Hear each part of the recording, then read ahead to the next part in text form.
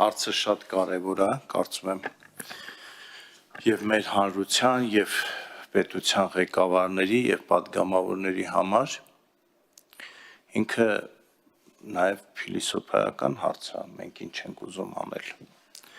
որովհետեւ իհարկե բոլորս էլ գիտենք, որ պատժի խստացումը ինքնին չի բերելու միանգամից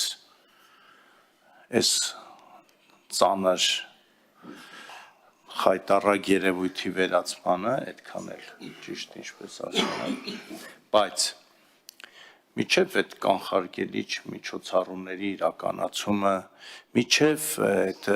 նախկին թմրամոլներին կրկին հանրություն վերադարձնելը, մենք չէ որ պետք է միջոց գտնենք, որը կանխարգելի այն երիտասարդների պատանիների ներգրավվածությանը,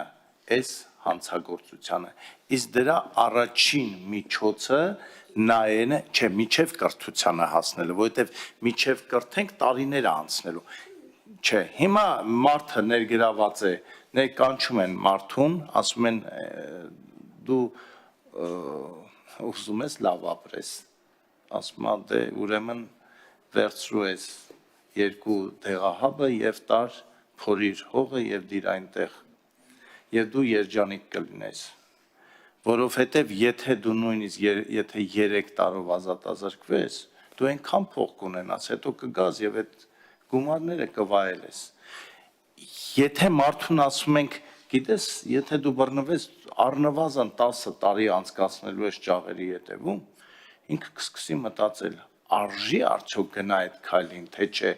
եւ միթե սրա համար չարժի արդեն բարձրացնել այս պատժամիջոցը ես համաձայն եմ որ ասում եք ոչինչ չի փոխվել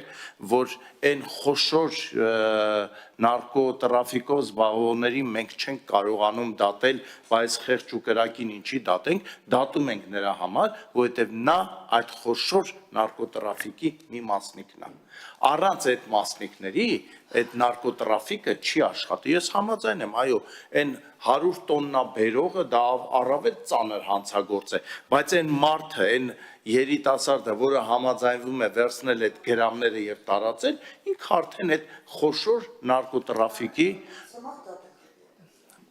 ես չասեցի ցմադատել ես ասեցի 10 տարով դատել եւ իրազեկումներ միջև ասենք օրինակ որոշում ենք ես խնդրում եմ մի փոքր իրար լսենք որ հասկանանք իրար ինչ ենք ասում ես չեմ ասում մարդու կյանքը դժբախտացնենք ընդհակառակը ասում եմ եկեք իրեն հնարավորություն տանք մտածելու եւ սոցիալական հարթակներով եւ հեռուստատեսությամբ եւ մամուլով անդադ իրազեկում անենք որ գիտեք պատժաչափերը փոխվել է ընկեր ջան դպրոցական ջան իսկ բոլորս էլ լավ գիտենք չէ որ արդեն 9-րդ 10-րդ դասանի աշակերտները ոչ միայն օգտագործում են, այլ ակտիվորեն ներգրաված են այդ թմրանյութերի տարածման գործում։ Եվ ես այս առիթը օգտագործելով ես ծնողներին, բոլոր ծնողներին, ովքեր առավել եւս մտածում են, որ իրենց երեխան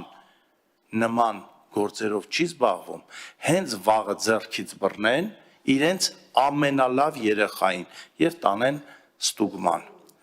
Կամավոր, որովհետև եթե դուք ծնողներ բոլորիս համար էլ դժվար է ընդունել, որ մեր երեխան կարող է թմրանյութ օգտագործել, առավել եւս զբաղվել վաճառքով, բայց եկեք կանխարգելենք, տանենք մի անգամ ստուգելու եւ ասում եմ մի անգամ ստուգիր եւ այսուհետ հանգիստ քնիր։ Սա է կանխարգելումը։ Ես ուզում եմ բերել մենք բերեցինք Սինգապուրի օրինակը, Չինաստանի, չգիտեմ, Սաուդյան Արաբիայի, բայց եկեք շատ հեռու չգնանք, որովհետև իրանց մտածելակերպը, իրանք մի քիչ մեզնից տարբեր են, ես ուզում եմ գանք Եվրոպա, որտեղ մեր նման մարդիկ են ապրում։ Որքան էլ տարօրինակ հնչի, ամենահաջող պայքարը թմրամոլության եւ թմրանյութերի տարածման դեմ Եվրոպայում 3 երկիր է իրականացնում։ Այն երկիրը առաջինը, որը հակառակ իմիջի ունի, դա Հոլանդիան է, Նիդերլանդները։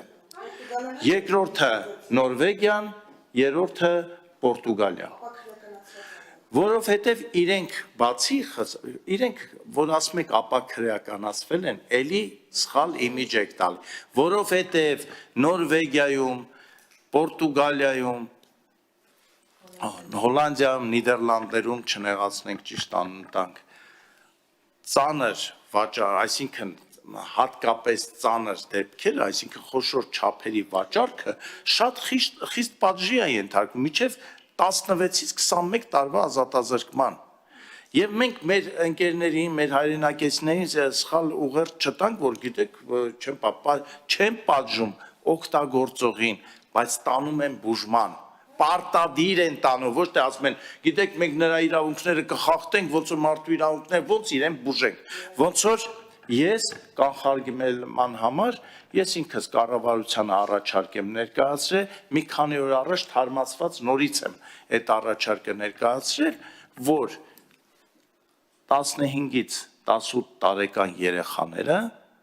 աշակերտները, ասեմ, պարտադիր ենթարկվեն առանց ծնողի համաձայնության, որովհետև իրենց երեխան, երբ որ թմրավաճառքով է զբաղվում կամ թմրանյութ է օգտագործում, ուզում է ծանր տանի, ուզում է ծանր չտանի, առանց այդ աշխատանքի, այս ամեն ինչը մեր հարգարժան գործընկերոջ այս ծանր աշխատանքը, կառավարության այս մեր ջանքերը առ ոչինչ է, եթե մենք դպրոցում բարձր դասարաններում չկանխենք այս երևույթը եւ ոչ մի մարդու իրավունքների խախտում էլ չկա, եթե այն որ տանում են դիֆտերիայի սրսկման, եթե տանում են կարմրուկի պատվաստման, երբ որ ծնված երեխային այն բեցեժեն անում են, ում են հարցնում, որովհետեւ իշա այդ երեխաների են անում, որ այդ երեխան ապրի, մեծանա, բայց 15-16 տարեկան Ժողովուրդ ջան, բնականաբար ծնողի համաձայնությամբ է, բայց եկեք գտնենք այն ծնողին, որը կասի ես թույլ չեմ տալիս, թող հրապարակային հայտարարություն անի, թող ասի ես իմ երեխային լիքնեն, մենք նրանց դեմ հատուկ միջոցառումներ կիրականացնենք, որովհետև այդ նույն երեխաները հետո հարության համար վտանգավոր են դառնում, Ժողովուրդ ջան, չի կարելի ասել, հիմա շատ ներողություն, խնդրում եմ, լսենք իրար, երբ որ մի 15 կամ 16 տարեկան երեխա գողություն է անում, ծնողի համաձայնությունը մենք հարցնում ենք, չենք հարցնում, չէ? Հա, չենք հարցնում, չէ? Չէ, գիտեք ինչ, այս կեղծ բանը մեր տունը քանդում է, կեղծ մարդու իրավունքների պաշտպանությունը, որովհետև երբ որ 9-րդ դասարանի աղջիկ երեխային ձերբակալում թմրանյութ տարածելուց, մենք գնում ենք էլի չէ որ այդ մեկը չի, երբ որ սայլակով երեխային իբր ման տվող մայրիկին են ձերբակալում թմրանյութ տարածելուց, այդ ամեն ինչ Հայաստանում է, մենք չենք կարող հանգիստ ապրել, այս մեր ընդունած բոլոր օրենքները, բոլոր, չգիտեմ, սուբվենցիոն ծրագրերը, բոլոր ամենալավ բաները, որ անում ենք, ում համար ենք անում,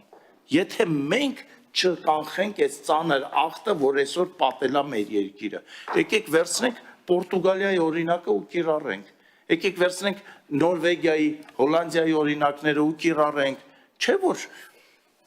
հարգելի ընկերներ, սիրում ենք օրինակներ վերցնել, բայց մենք ընդամենը այս պահին լավագույն դեպքում 3 միլիոն ենք և ծերացող ազգ ենք, բայց չմտածենք մեր երիտասարդների, պատանիների մասին,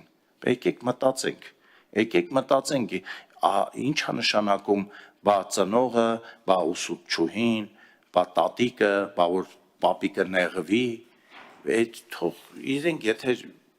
պետությունը պետք է օգնի այդ մարդկանց կանխել հանցագործությունը, այդ հանցագործություն բառներ չեմ ուզում օգտագործել, կանխել